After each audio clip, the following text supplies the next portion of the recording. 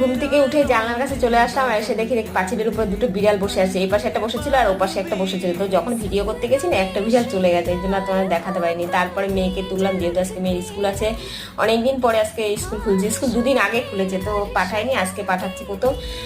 তো মেয়েকে আগে হাত মুখ ধুয়ে দিয়েছি, আর আজকে মেয়েকে না চা খাইয়েছি। সত্যি কথা বলতে কি বলতো, দুধও ঢালা ছিল না, কৌটা হরলিক্সও ঢালা ছিল না, তাই জন্য আর সকালবেলা বলে কি থাক, এখন আর ঢালতে হবে না, একটু মানে দুটো বিস্কুট দিয়ে একটু চা খাইয়ে দিয়েছি। মানে চা খাইনি, শুধু ভিজিয়ে ভিজিয়ে বিস্কুটটা খাই, ঠিক আছে। তারপরে হলো স্কুলে গেছে।